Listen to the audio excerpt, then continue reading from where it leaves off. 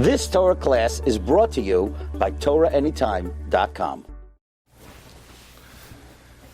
Good afternoon, everyone. Shalom Aleichem. Welcome to the continuation of our Shimru International Hilchos Shabbos Learning Program. We last week completed what is called Sidura de Pas, the arrangement of the melachos that are needed to produce bread. And now we begin sort of the next order that in terms of making tapestries and curtains. And it's actually timely because these melachos were the melachos needed to make the curtains of the Mishkan, and that's this week's Parsha, Parshiyos, Vayakel, and Pekudei. This will be our last session before the Yom Tov of Pesach. So let us begin with the 12th malacha, the malacha of Gozez, ha-Gozez es ha-tzemer, one who shears wool. Where was shearing done in the Mishkan? Shearing was the first step of the process of manufacturing the cloth curtains that were draped over the Mishkan. So the Yeriyos Izim and the various curtains that hung over the Mishkan, Yeriyos Izim Adamim, Yeriyos Techashim, all of this, we needed the malacha of Geziza, of Gozez. Now, Gozez is found in Shulchan Aruch and Siman Shin Mem. How are you going to remember that? Well, first of all, if you don't remember it, shame on you. That's the first way. Shame. So that's something you need to remember. Okay, you didn't like that one, huh? So we're going to see that wearing a fur coat, if one wears a fur coat, you can't pluck the hair out. So if you buy a fur coat, you're going to have to pay a lot of taxes to Uncle Sam. Shin Mem, Sin Mem. That one you like better. Okay, fine. But be it as it may, what is the Av Malacha of shearing? So the Rambam writes in Hilchos Shabbos Paraktes Halacha Zayin, ha-Gozez tzemer, one who shears wool, or somebody who shears hair, whether from a regular animal, whether a wild animal, from a living animal, from a dead animal. That's also important to bear in mind. It's not only a living animal, but a dead animal as well. Afilu min hashelach shalahan, even from the pelt, which is the hide of the animal. If you pluck hair or wool, you're chayiv. How much? To be able to spin a thread that is a certain measurement long. It has the width of a double sit. Okay, so that is the Av Malach. The Av Malach is to pluck hair or wool from an animal alive or dead.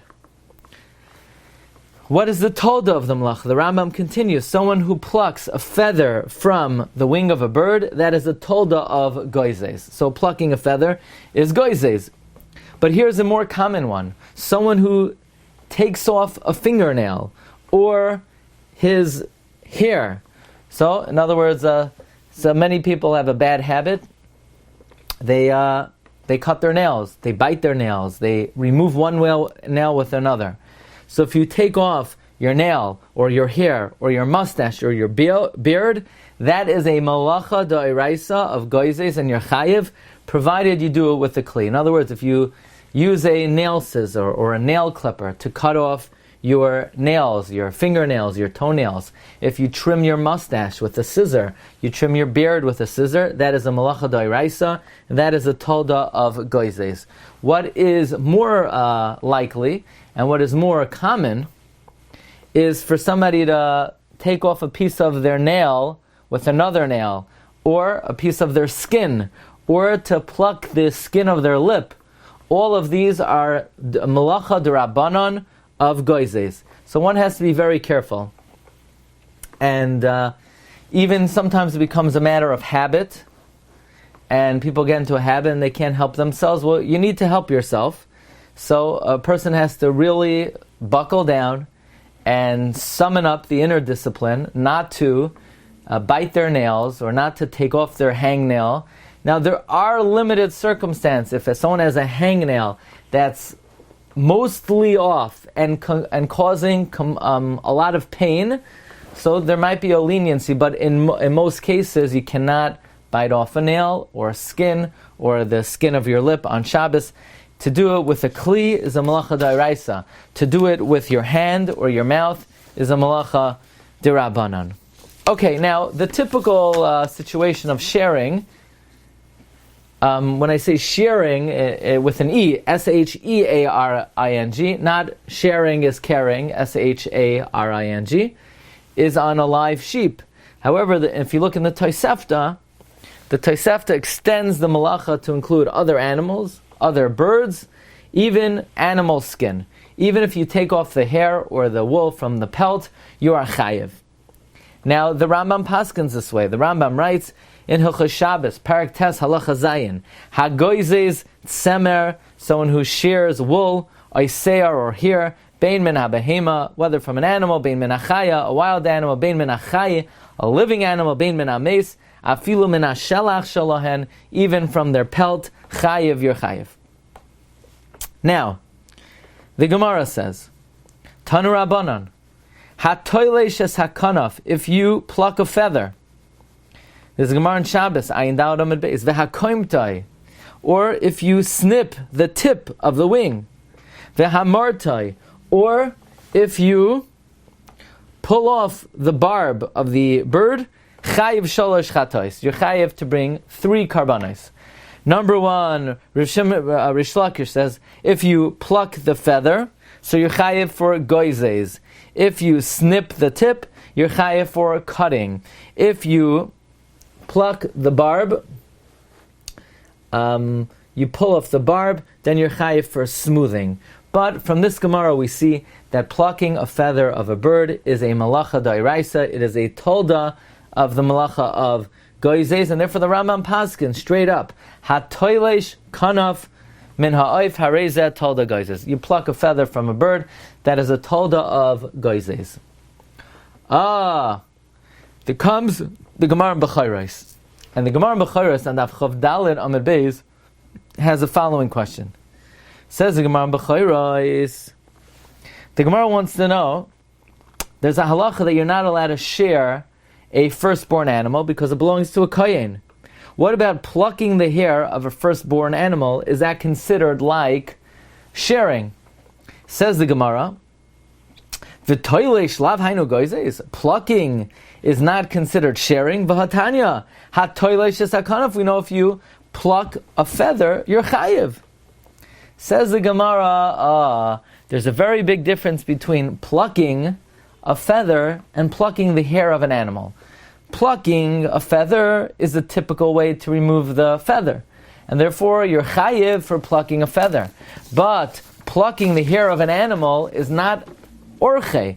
That is not typical. That is not the usual way with which a malacha is done, and therefore it's not the same as shearing, and it's not asur midaraisa. In other words, to pluck the feather of a bird is an isur daraisa. To pluck the hair of an animal, that is not an isur daraisa, because that is not the typical way that it is done.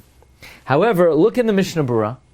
The Mishnah Berurah in Siman Shin Mem Sifhei, he paskins that if you pluck a hair of an animal, it's only a drabanan. You know why it's a drabanan?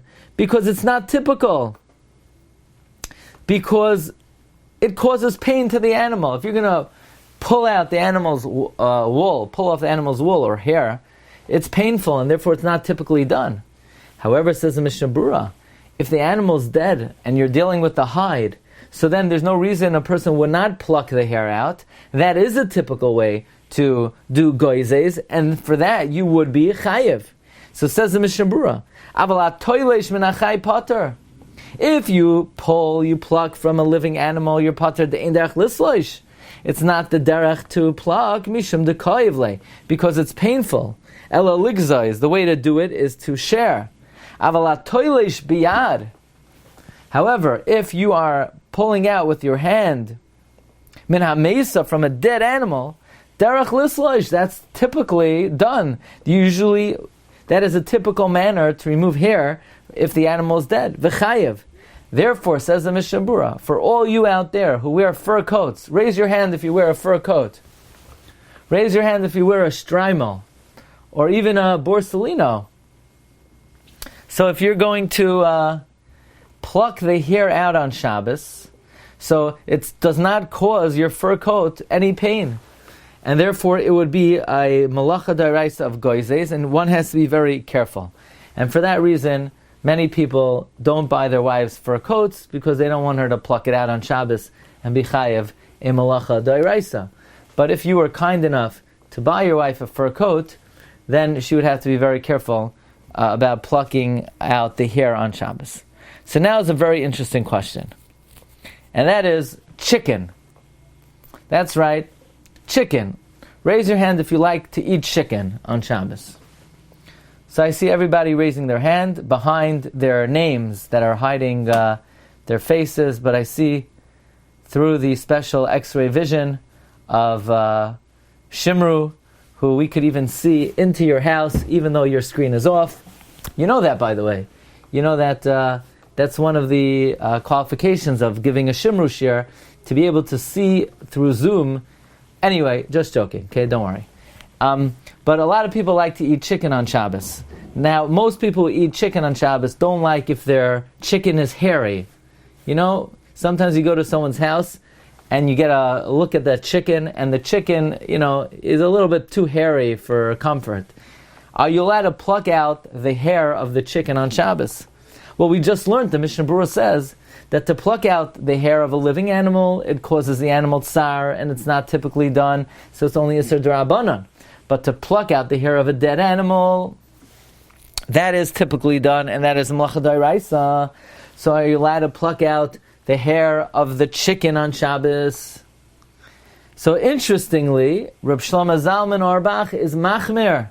Reb Shlomo Zalman writes in Shemar Shabbos Kol Chasa, Perek Gimel, Halacha Lamed Daled, that one has to be careful. Says Reb Shlomo Zalman, Yesh li Zoher, you have to be careful, Shalai lahaser, Me oiroi shala'oif, Eis kitzavais hanoitzoi shanisha rabai.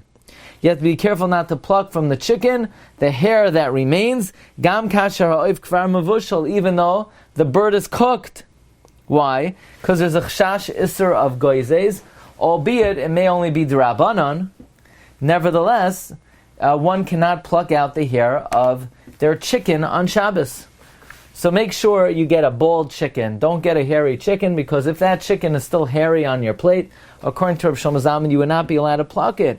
Comes of Moshe Feinstein, Arachayim, Chilek Dalet, Halacha Ayin Dalet. And he says the issur of plucking hair from a dead animal does not apply if the animal's cooked. He says once the animal's cooked, the cooking process softens the food, and to the extent that the feathers are considered removed already, they're considered like they're already disconnected. And also, says Rav Moshe, the feathers have no value whatsoever once they're cooked, and they're basically disintegrated, and they're discarded right away. And therefore Rav Moshe says, Mikol makoim la'achar habishul hu kimrutim va'oimdim. Once they're cooked, it's as if they're already plucked. Uvifrat shalek inyam malacha. De'ein ruyin l'shum davar mashlicha. And especially there's no malacha here because they're not fit for anything. Therefore, if you could remove it in your mouth, you should do that. Otherwise, you could remove it right before you eat it. By the way, Rav Nissen Karelitz in the Chod Hashani, he says that removing the hair of a chicken may not apply to a cooked chicken, because a cooked chicken is not considered animal skin, it's considered food. There's no isser of Gozez on oichel, only on behema. An animal, a bird, the chicken, once it's cooked, it's considered food, and there's no isser. Now, we mentioned that removing nails, hair, cuticles, in other words, one has to be very careful about removing their nails and their hair. And in other words, you don't start plucking your beard or your hair or your nails. So you can't bite your nails, you can't remove one nail with another. The Rambam paskins as follows. To remove your nail with a kli is an isser d'oraisa. To remove one nail with the other is an isser d'Rabbanan. Likewise, hair. The Gemara says that if you remove a scissor full of hair, you're chayev. What is a scissor full of hair? Rabbi Yehuda says 2 hairs. Rabbi Lezer says 1 hair. The Chachamim are moideh that if it's white hairs among black hair, then even one hair is asr. And then the Gemara says a very important halacha, that to take a white hair out of black hair is an isser da'iraisa even during the week for a man. A man may not pluck out his white hair. Why not? Because that's something a woman does. And the Torah says, Lo yilbash gever simlas isha. So a man may not check his beard, his hair, and say, oh, I have a white hair, I want to look a little bit younger, I'm going to start plucking out this hair, that hair. You're not allowed to do that. Not on Shabbos, not on Yom Tif, not on Tuesday, not on Wednesday. That is considered like wearing a woman's garment. It's a practice of a woman, and that is prohibited. Now, the Chachamim hold that removal of hair on Shabbos is also if it's two hairs. However, the Mishnah Berurah says that's only to be chayiv a carbon.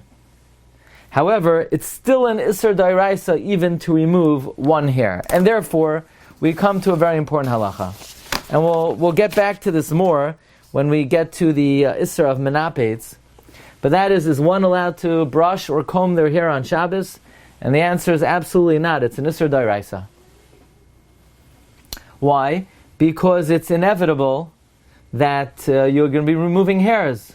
And if you don't think so, look at your brush after you brush your hair. Hair is quite removable, and with one stroke, you're going to be removing hairs.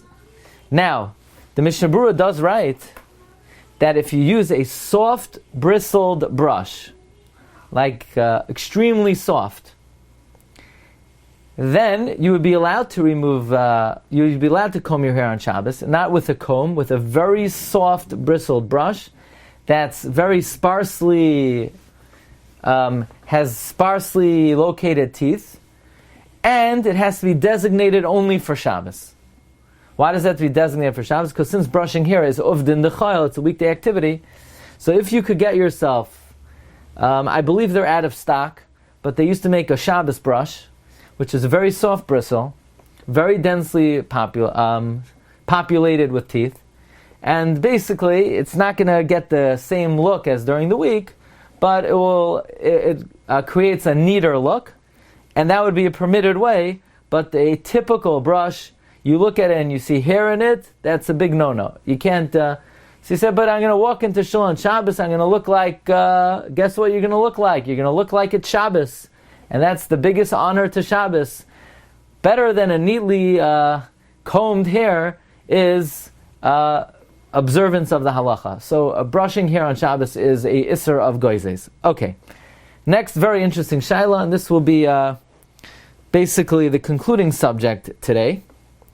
And that is in the year 1936, a Jew was drafted in the army, and he sent the following shaila to the Doivev Meisharim, Rav Doiv Beirish Weidenfeld.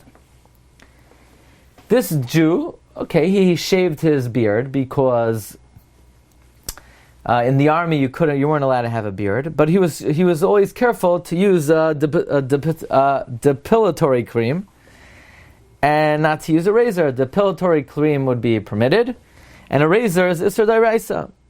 However, one Shabbos morning, the general came in and he issued a command: everyone needs to remove their beard today.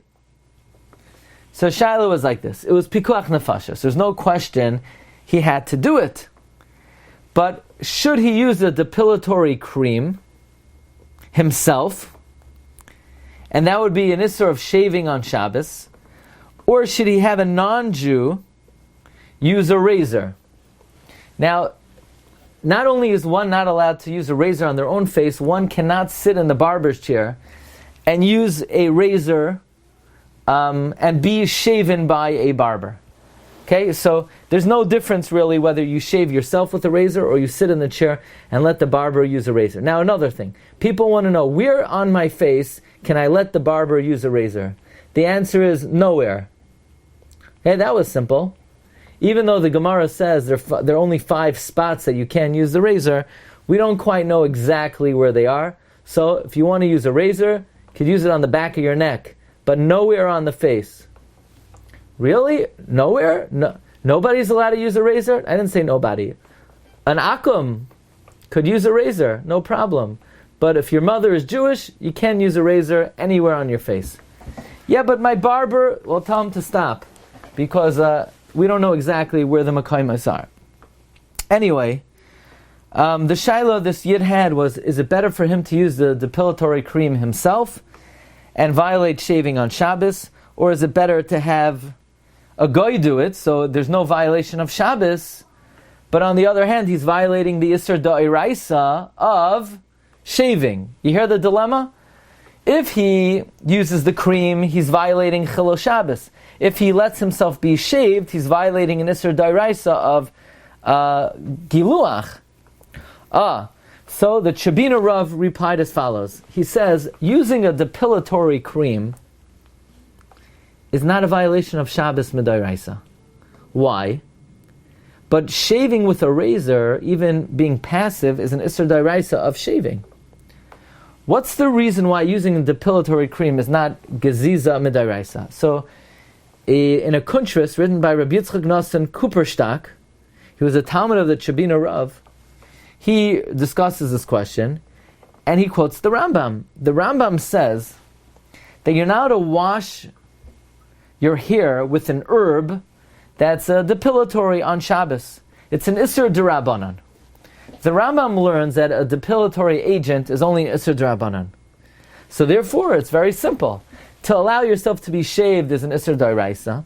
To use a depilatory cream is only Isser D'Rabbanan. Better to violate a D'Rabbanan than a D'Oraisa. Well, says it Shabina Rav, why is it only D'Rabbanan to use a depilatory cream? Don't you remember we said earlier, plucking hair from a living entity is only D'Rabbanan. So that means cutting hair is a D'Oraisa. Plucking hair from a living entity is a D'Rabbanan. Only plucking a feather is a D'Oraisa. Rav Tzvi Broida, the Avbezin of Petach Tikva, wrote a letter to the Chabina Rav. He said, what are you talking about? Plucking hair from a living being is a D'Rabbanan because it causes pain. And it's not normal. But a depilatory cream is a normal way to remove hair. Though it's not a Gzeres HaKosov that it's not a D'Oraisa to pluck hair from something that's alive. It's because it's not normal, but a depilatory cream is normal.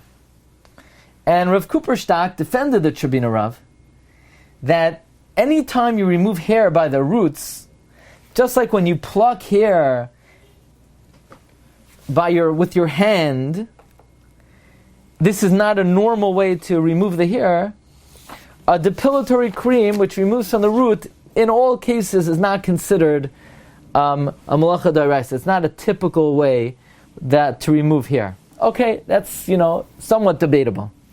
Rav Broida brought another reason why using the depilatory cream may be only a rabbinic isser, and he suggests that since the cream doesn't cut the hair, but actually disintegrates the hair, disintegration is not gozez. Gozez is either cutting or yanking, but not causing it to disintegrate. So since the method that is being used is disintegration, that would be another reason why it would perhaps be an Isser D'Rabbanan. Now,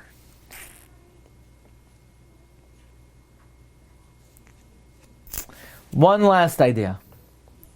Maybe you'll say it should be mutter, or at least only an Isser D'Rabbanan to use a depilatory cream, because why in general is it considered Gozez when you cut hair? I understand in the Mishkan, when they sheared the wool of the sheep, they didn't just shear the wool because they didn't want the wool on the sheep. They sheared the wool because they wanted the wool. So if somebody is removing hair, not because they want the hair, but because they don't want the hair attached, maybe that's a malacha she'eina tzricha legufa. Maybe it's only geziza d'oraisa if it's similar to the Mishkan, where they remove the hair or the fur or the wool because they wanted the hair, the wool, or the fur. But if somebody wants it off, maybe that is not considered a malacha d'oraisa. So the Bir Halacha in Siman Shin Mem quotes a very important shita of the Rivash. The Rivash writes, He says, "The meleches geziza chashiva malacha lekulei alma afilu ein sarach lahaseir." Geziza is a deraisa even if you don't need the hair. The geziza haisa b'mishkan shaloi l'tzarach hatzemer, because sometimes they shared in the mishkan even if they didn't need the wool. Rak l'tzarach ha'ar, they just needed the hide. For example, the oirois techashim, they remove the hair so that the hide would be usable. Therefore, any time you remove hair, even if it's not to take the hair, but you're removing the hair, you want a smooth face.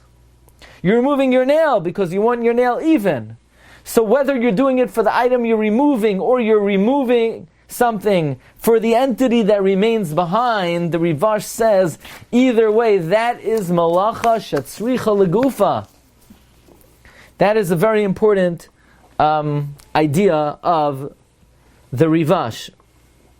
And therefore, if somebody is shaving their beard with a depilatory, they cannot make the case, well, it's not like I'm going to be preserving that hereafter and put it in a jar and saving it, so it should be a malach she'en tzrich legufa, because according to the Rivash, geziza is not only for the item that is removed, but even the item that, the entity that it is removed from. However, the Shabina Rav concludes that according to all opinions, this soldier who has to remove his beard with depilatory cream, that in fact would not be geziza, because really he wants the beard on.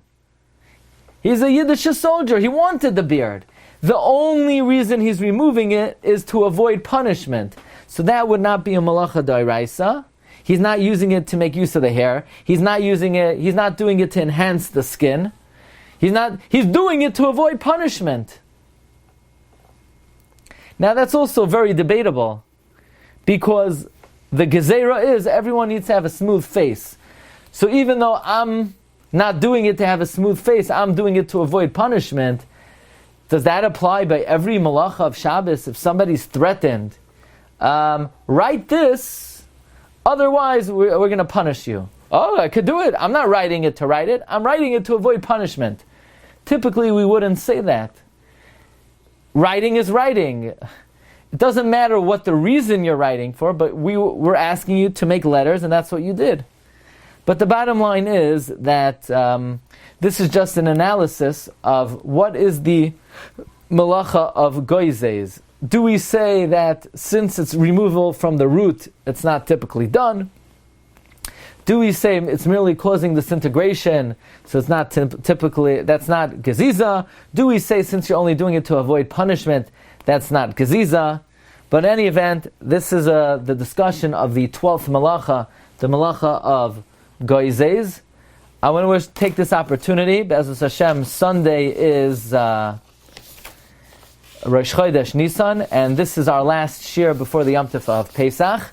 So I want to take the opportunity to wish everybody a Chag Kosher V'Sameach, and look forward to joining back with you after Yom Tov. If anybody has a question, I'll be happy to field. Otherwise, have a great evening, great day, and a wonderful Shabbos. What is the measurement of a sit? Mention the length of a sit. How much is a sit? I don't know. I could try to find out. I don't know.